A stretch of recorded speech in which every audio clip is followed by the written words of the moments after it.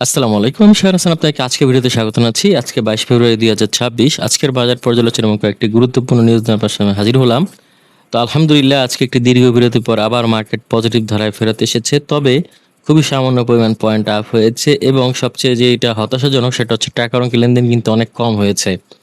তা আমরা আশা করেছিলাম যে নতুন সরকার এখন ক্ষমতায়, তো সেই ক্ষেত্রে প্রথম দিন কিন্তু খুব ভালো পরিমাণে কিন্তু আপ হলো আমরা খেয়াল করলাম নির্বাচনের পরবর্তী দিনে।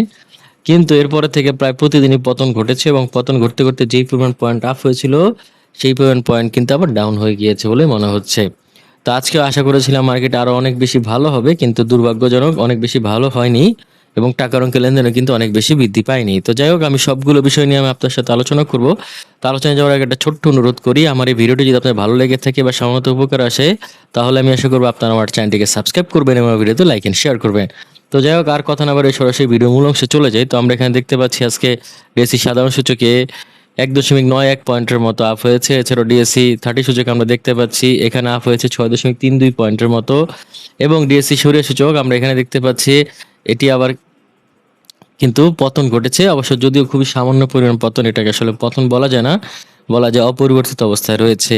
তা আমরা দেখতে পাচ্ছি তিনটি ইন্ডেক্সের মধ্যে দুটি আজকে বৃদ্ধি পেয়েছে এবং একটি কিন্তু সামান্য পরিমাণ পতন ঘটেছে। এছাড়া আমরা যদি এখানে ইন্ডেক্স মুভারটা যদি খেয়াল করি তাহলে দেখতে পাচ্ছি যে এখানে মার্কেট পুলারে আজকে ব্র্যাক ব্যাংক তারা কিন্তু 15.5 পয়েন্টের মতো আপ করেছে। তো মূলত আজকে সে পয়েন্ট আপ করেছে ব্র্যাক ব্যাংকই। এরপর আমরা যদি দেখি অলিম্পিক, তারা কিন্তু এখানে 2.5 পয়েন্টের মতো আপ করেছে। তো অলিম্পিকের একটা নিউজ আপনার সাথে একটু শেয়ার করতে চাই, যে অলিম্পিকের যে মালিক পক্ষ রয়েছে, আমরা যাকে জানি যে আজিজ মোহাম্মদ ভাই, সে কিন্তু একটা হিউজ পরিমাণে শেয়ার ক্রয় করবে বাজার থেকে, যদিও ব্লক মার্কেটের মাধ্যমে ক্রয় করবে। কিন্তু এই নিউজটি বাজারে প্রচার হওয়ার পরে কিন্তু অলিম্পিকের একটা ভালো অবস্থান আমরা দেখতে পাচ্ছি। এরপরে যদি আমরা খেয়াল করি এখানে সিটি ব্যাংক, তারাও এখানে 1 পয়েন্টের মতো আপ করেছে, আর বাকি সবাই খুবই সামান্য পরিমাণ আপ করেছে। অপরদিকে মার্কেট ড্রেগারের ক্ষেত্রে যদি দেখি তাহলে দেখতে পাচ্ছি স্কয়ার ফার্মা, তারা কিন্তু এখানে 7 পয়েন্টের মতো মাইনাস করেছে। এছাড়াও এনবিএল আমরা খেয়াল করছি, তারা এখানে 3 পয়েন্টের মতো মাইনাস করেছে। এছাড়া বরাবরের মতো ইসলামী ব্যাংকও কিন্তু 2 পয়েন্টের কাছাকাছি মাইনাস করেছে, এবং এশিয়াটিক ল্যাবরেটরিজও কিন্তু আমরা দেখতে পাচ্ছি 1.5 পয়েন্টের মতো মাইনাস করেছে। তো আমি জানি না কেন ইসলামী ব্যাংক প্রায় প্রতিদিনই মাইনাস হচ্ছে, এটা খুবই একটা দুর্ভাগ্যজনক বা হতাশাজনক বলা যায়। যাই হোক, এরপর যদি আমরা এখানে ট্রেড স্ট্যাটাসে যদি খেয়াল করি তাহলে দেখতে পাচ্ছি যে আজকে কিন্তু 123টি শেয়ার আপ হয়েছিল। এরপর আমরা দেখতে পাচ্ছি 71টি শেয়ার অপরিবর্তিত ছিল এবং পতন ঘটেছে 195টির। তার মানে হচ্ছে আজকেও পতনের শেয়ারের সংখ্যার পরিমাণ বেশি। এবং আমরা যদি টাকার অঙ্কের লেনদেনটা খেয়াল করি তাহলে দেখতে পাচ্ছি আজকে টাকার অঙ্কের লেনদেন কিন্তু গত দিনের তুলনায় সামান্য পরিমাণ বৃদ্ধি পেয়েছে। তা আমরা কিন্তু দেখতে পেয়েছিলাম নির্বাচনের পরবর্তী দিনগুলোতে প্রায় 1,000 কোটি টাকা ছাড়িয়ে গিয়েছিল, 1,200 কোটি টাকার মতো এরকম লেনদেন হতো, 1,250 এরকম। তো আস্তে আস্তে কমতে কমতে বর্তমানে 500 কোটি টাকার উপরে লেনদেন হচ্ছে, যেটা খুবই হতাশাজনক। একটা বিষয় হচ্ছে পয়েন্ট পতন ঘটে, সেটা একটা বিষয়, এরপর টাকার অঙ্কের লেনদেনে পতন ঘটে, সেটাও কিন্তু একটা ভাববার বিষয়। এখন একটা বিষয় আমি যেটা মনে করছি সেটা হচ্ছে যে ওই সময়টাতে যেহেতু মূল্য বৃদ্ধি পেয়েছিল এই জন্য মানুষ অনেকেই সেল করেছে এবং অনেকেই বাই করেছে মার্কেট ভালো হবে এই প্রত্যাশায়। তো সেই ক্ষেত্রে কিন্তু লেনদেন অনেক বেশি হয়েছে, কিন্তু আস্তে আস্তে যখন পতন বাড়তে থাকে তখন কিন্তু আসলে মানুষের প্রত্যাশাও কমতে থাকে এবং অনেকেই লসে হয়তো শেয়ার বিক্রি করতে চায় না। সেই ক্ষেত্রে টাকার অঙ্কের লেনদেন কিন্তু অনেকাংশে কমে গিয়েছে, আমরা খেয়াল করছি। তো যাই হোক, এটা এখন দেখা যাক আগামী দিনগুলোতে কি হয়। আজকে সপ্তাহের প্রথম দিন ছিল, প্রথম দিনে যেহেতু একটু পজিটিভ ভাইব এসেছে, এখন দেখা যাক সামনের দিনগুলোতে কি হয়। যাই হোক, এরপরে যদি আমরা এখানে টপ গেইনারে যাই তো টপ গেইনার আমরা দেখতে পাচ্ছি ইউনিয়ন ক্যাপিটাল, তারপর এখানে অ্যাপোলো ইস্পাত, সোনারগাঁও, তারপর জাহিন স্পিনিং, এরা মোটামুটি ভালো পরিমাণে বৃদ্ধি পেয়েছে। তবে কেউ যে অনেক বেশি পরিমাণ হল্টেড হয়েছে বা হল্টেডের কাছাকাছি গিয়েছে বিষয়টা এরকম নয়, মোটামুটি ভালো পরিমাণে বৃদ্ধি পেয়েছে আমরা খেয়াল করছি। এছাড়াও লুজারের ক্ষেত্রে যদি আমরা খেয়াল করি, লুজারের ক্ষেত্রে আমরা এখানে দেখতে পাচ্ছি এখানে লুজারের পরিমাণে কিন্তু ভালোই, অর্থাৎ এই যে এশিয়াটিক ল্যাবরেটরিজ তারা কিন্তু হলডেটের কাছাকাছি বা হলডেটই বলা যায় মাইনাস হয়েছে। এছাড়াও এক্সিম ফার্স্ট মিউচুয়াল ফান্ড এরাও কিন্তু হলডেটের কাছাকাছি কিন্তু মাইনাস করেছে। এরপর আমরা যদি এখানে টাকার অঙ্কের লেনদেনটা খেয়াল করি তাহলে অলিম্পিক কিন্তু টাকার অঙ্কের লেনদেন অনেক ভালো করেছে এবং শীর্ষ অবস্থানে রয়েছে। তো আপনারা চাইলে এই শেয়ারটির প্রতি নজর রাখতে পারেন, যেহেতু এটা একটা ভালো নিউজ রয়েছে।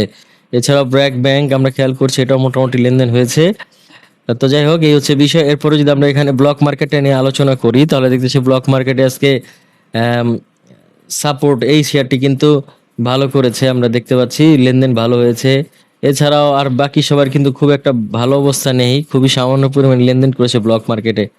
তো আপনারা চাইলে ওই শেয়ারটির প্রতি নজর রাখতে পারেন। এছাড়াও মার্কেট ম্যাপ নিয়ে যদি আলোচনা করি তাহলে দেখতেছি মার্কেট ম্যাপে আজকে আমরা যদি খেয়াল করি তাহলে কোনো সেক্টরে কিন্তু অত ভালো অবস্থানে নেই। তবে যদি আমরা মন্দের ভালো বলি তাহলে সার্ভিস অ্যান্ড রিয়েল এস্টেটের কথা বলতে পারি, এটা মোটামুটি ভালো অবস্থানে রয়েছে। তো যাই হোক, এই ছিল মোটামুটি এক নজর বাজার অবস্থা। তো এখন আমরা চলে যাবো কয়েকটি গুরুত্বপূর্ণ নিউজে। তো প্রথম আমরা যেই নিউজটি নিয়ে আলোচনা করবো সেটা হচ্ছে সূচকের ইতিবাচক সূচনা, তবে লেনদেনে নেই প্রত্যাশিত গতি। তা আমি আসলে ওইটাই বলছিলাম যে আজকে সূচকের কিছু ইতিবাচক প্রবণতা খেয়াল করেছি আমরা, তবে লেনদেনের ভাবে গতি পাওয়া যায়নি, লেনদেন খুবই কম। তো এখন দেখা যাক সামনের দিনগুলোতে কি বৃদ্ধি পায় নাকি, বা আস্তে আস্তে আবারও পতন ঘটে কিনা। তবে বিএনপির প্রতি যে আশা প্রত্যাশা রয়েছে সেটা হয়তো একদিনেই পূরণ হওয়ার নয়, সেটা ধাপে ধাপে হয়তো পূরণ হবে। কারণ এখনো পর্যন্ত শেয়ার মার্কেটে আমরা বলতে পারি সর্বগ্রাসী যে চক্র সেটা বিদ্যমান রয়েছে। সেই চক্রের যে কারসাজি রয়েছে সেটি দূর করতে পারলে আমি মনে করি যে আস্তে আস্তে পুঁজিবাজার আরো ভালো হবে। তবে পুঁজিবাজারের প্রতি আমাদের অর্থমন্ত্রী মহোদয়ের একটা দৃষ্টি থাকা জরুরি বলে আমি মনে করি। কারণ এই যে পুঁজিবাজারের উপরে কিন্তু একটা বৃহৎ জনগোষ্ঠীর কিন্তু একটা রিজিকের ব্যবস্থা হয়, বা আমরা বলতে পারি একটা ভালো পরিমাণ জনগোষ্ঠী কিন্তু এই পুঁজিবাজার বা শেয়ার মার্কেটের উপর নির্ভরশীল। তো সেই ক্ষেত্রে এই বাজারটির প্রতি একটা ভালো নজর দেওয়া উচিত বলে আমি মনে করি, এবং এটা সরকারে আসার প্রথম দিন থেকে হওয়া উচিত বলে আমি মনে করি। যাই হোক, আজকে অনেক দিন হয়ে গিয়েছে মোটামুটি সরকারে আসার, তো সেই ক্ষেত্রে তারা যে কোনো একটা ভালো ভূমিকা নেবে বলে আমি আশা করি। এবং অতীতের যেই কারসাজিতে জড়িত ছিল সরকারের লোকজন সেটা এইবারে আর হবে না বলে আমরা বিশ্বাস করি। তো যাই হোক, এর পরবর্তীতে আমরা যেই নিউজটি নিয়ে আলোচনা করব সেটি হচ্ছে ট্রাম্পের শুল্ক বাতিলের রায়, স্বস্তি নিঃশ্বাস বাংলাদেশের পোশাক শিল্পে। তো মার্কিন সুপ্রিম কোর্ট ডোনাল্ড ট্রাম্প অর্থাৎ আমেরিকার প্রেসিডেন্ট ডোনাল্ড ট্রাম্পের যে জরুরি ক্ষমতা আইনের বলে যে কোনো সময় হুটহাট করে যে বিভিন্ন রকম শুল্ক আরোপ করতে পারে, সেই ক্ষমতাটাকে কিছুটা কমিয়ে আনার একটা চেষ্টা করেছে। এবং এতে করে কিন্তু দেখা গেছে যে আমাদের বাংলাদেশের মতো যারা নিম্নআয়ের দেশ রয়েছে এবং অনেক অল্প পুঁজিতে যারা গার্মেন্টস ফ্যাক্টরি পরিচালনা করে এবং অল্প বেতনে যারা কর্মীদেরকে দিয়ে কাজ করিয়ে নেয়, এই ধরনের যারা ছোটখাটো দেশগুলো রয়েছে সেই দেশের উপরে যদি এরকম বড় মাপের শুল্ক আরোপ করা হয় তাহলে কিন্তু প্রতিযোগিতামূলক বাজারে কিন্তু টিকে থাকা অসম্ভব হয়ে যায়। তো এই শিল্প উপরে যেই ট্যাক্স সেটা যেটা আরোপ করা হয়েছিল সেই ট্যাক্সটা যেহেতু এখন আর আরোপ করা হচ্ছে না সুপ্রিম কোর্টের রায় অনুযায়ী, সেই ক্ষেত্রে কিন্তু আশা করা যাচ্ছে প্রতিযোগিতামূলক বাজারে বাংলাদেশ আবার এগিয়ে যাবে, এবং সেই ক্ষেত্রে কিন্তু একটা ইতিবাচক ধারা আসতে পারে পোশাক খাতে। এবং আমাদের দেশের বৈদেশিক মুদ্রা আসার দুটি বড় মাধ্যম, একটি হচ্ছে পোশাক শিল্প খাত এবং একটি হচ্ছে বিদেশে কর্মরত শ্রমিক তারা যেই পরিমাণ রেমিটেন্স পাঠায় সেটা। তো সেই ক্ষেত্রে আমি মনে করি রেমিটেন্স একটা বড় সেক্টর হতে পারে, তবে সেই ক্ষেত্রে পোশাক শিল্পকে কিন্তু বাঁচিয়ে রাখা জরুরি। এবং সেই ক্ষেত্রে আমেরিকার সাথে এই ধরনের দ্বন্দ্বে যদি জড়িয়ে পড়ে বাংলাদেশ, যে বিরাট পরিমাণ একটা শুল্ক দিতে হয়, তাহলে কিন্তু বাংলাদেশের পক্ষে প্রতিযোগিতামূলক বাজারে টিকে থাকা অসম্ভব হয়ে পড়বে। তাই আমি মনে করি এখন যেহেতু শুল্ক কমিয়ে দেওয়া হয়েছে, আশা করা যাচ্ছে বাংলাদেশের পোশাক আবার ইতিবাচকভাবে বিশ্বের দরবারে প্রবেশ অধিকার পাবে এবং ভালো পরিমাণ বিদেশি মূল্য অর্জন করবে। এটা একটা ভালো দিক, এবং এতে করে কিন্তু পুঁজিবাজারও ভালো হবে বলে মনে করি। যাই হোক, এর পরবর্তীতে আমরা যেই নিউজটা নিয়ে আলোচনা করব সেটি হচ্ছে ব্যাংক খাতে ত্রিমুখী সংকট, কঠিন পরীক্ষা নতুন সরকার। তো মূলত বিগত পতিত আওয়ামী লীগ সরকারের সময় থেকেই কিন্তু ব্যাংকের উপর একটা খারাপ প্রভাব পড়েছিল আমরা দেখতে পেয়েছিলাম, এবং সরকারি লোকরাই কিন্তু ব্যাংকগুলোকে লুটপাট করেছিল। এতে করে কিন্তু হিউজ পরিমাণ একটা অ্যামাউন্টের টাকা বিদেশে পাচার হয়ে গিয়েছিল, এবং ব্যাংক খাতগুলো কিন্তু প্রায় দেউলিয়া বা পথে বসে যাওয়ার মতো অবস্থা হয়েছিল। যেখানে আমরা খেয়াল করেছিলাম ইসলামী ব্যাংকের মতো একটি ভালো ব্যাংক, তারাও কিন্তু পথে বসে যাওয়ার একটা উপক্রম হয়েছিল, এবং আরো কয়েকটি ইসলামী ব্যাংক কিন্তু অলরেডি পথে বসে গিয়েছে এবং তারা কিন্তু এখন বর্তমানে একীভূতভাবে ব্যবসা করছে। তো সেই ক্ষেত্রে আমরা দেখতে পাচ্ছি এই নতুন সরকারের উপরেই এই ব্যাংকের যেই চাপগুলো রয়েছে বা চ্যালেঞ্জগুলো রয়েছে সেটা কিন্তু আস্তে আস্তে আরো প্রকট আকার ধারণ করছে। এর মধ্যে আমরা যদি বলতে পারি একটা চ্যালেঞ্জ হচ্ছে যে প্রায় 35.73% অনাদায়ী যে ঋণ রয়েছে সেটা, অর্থাৎ ঋণ দেওয়া হয়েছিল সেই টাকা কিন্তু এখনো পরিশোধ করা সম্ভব হয়নি। এবং একটা আমরা খেয়াল করছি যে এই বিষয়ে কিন্তু দুর্বল তদারকি থাকার কারণে কিন্তু আজকে এই দৈন্যদশা। তো এই তিনটি ইস্যু হচ্ছে বিপুল পরিমাণ খেলাপি ঋণ, তারপরে এখানে আমরা দেখতেছি অর্থ পাচার এবং কাঙ্ক্ষিত সুশাসনের অভাব। এই তিনটি খাত, এই তিনটি বিপদ থাকার কারণে কিন্তু আমরা দেখতে পাচ্ছি যে ব্যাংক শিল্প দিন দিন ধ্বংসের দিকে চলে যাচ্ছে, এবং ব্যাংক শিল্পকে যদি বাঁচানো না যায় তাহলে কিন্তু আমরা বলতে পারি আস্তে আস্তে শেয়ার মার্কেটও কলাপস করবে এবং দেশের অর্থনীতি কিন্তু ধ্বংস হয়ে যাবে।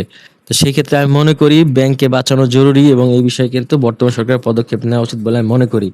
এবং সবচেয়ে বড় যে বিষয়, দুটো জিনিসকে অবশ্যই প্রাধান্য দিতে হবে। একটি হচ্ছে খেলাপি ঋণের পরিমাণ কমানো এবং বিদেশ অর্থ পাচার রোধ করা। এই দুটি বিষয় যদি সম্ভব হয় তাহলে শুধুমাত্র ব্যাংক সেক্টরকে বাঁচানো যাবে। যাই হোক, এর পরবর্তীতে আমরা যেই নিউজটি নিয়ে আলোচনা করব সেটি হচ্ছে সার্কিট ব্রেকারের সর্বোচ্চ সীমা 10 কোম্পানি। তো আজকে মূলত ভালোভাবে বৃদ্ধি পেয়েছে মার্কেট, বেশ কিছু শেয়ার ভালো পরিমাণ বৃদ্ধি পেয়েছে এবং হল্টেড হয়েছে।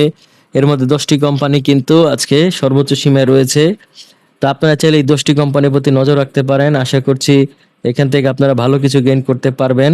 তো কারা তারা একটু এক নজরে দেখে নিই। তারা হচ্ছে union Capital, Apollo Ispat, Sonargaon Textile, Zaheen Spinning, BIFC, GSP Finance, First Finance, International Leasing, Peoples Leasing, Prime Finance এবং প্রিমিয়ার লিজিং। এই সকল কোম্পানিগুলো কিন্তু আজকে ভালো পরিমাণে বৃদ্ধি পেয়েছে।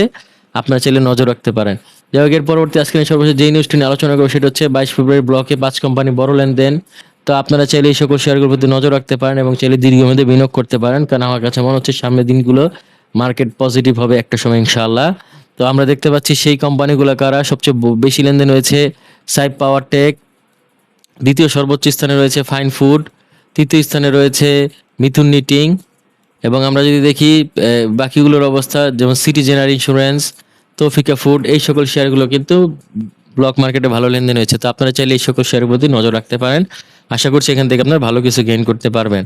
তো যাই হোক, আজকে মোটামুটি এই ছিল গুরুত্বপূর্ণ নিউজ এবং বাজার পর্যালোচনা। এবং আমরা দেখতে পাচ্ছি আজকে মার্কেট পজিটিভ হয়েছে। আশা করি সামনের দিনগুলো আরও পজিটিভ হবে এবং বিনিয়োগকারীরা যদি আস্তে আস্তে আস্থা ফিরে পায় তাহলে আরও ভালো পরিমাণে লেনদেন হবে এবং মার্কেটও সচল হবে। তো যাই হোক, আগামীতে মার্কেট ভালো হবে সেই প্রত্যাশা এখানে বিদায় নিচ্ছি। আগামীতে দেখা হবে নতুন কোনো ভিডিও নিয়ে। সে পর্যন্ত আল্লাহ হাফিজ, আসসালামু আলাইকুম।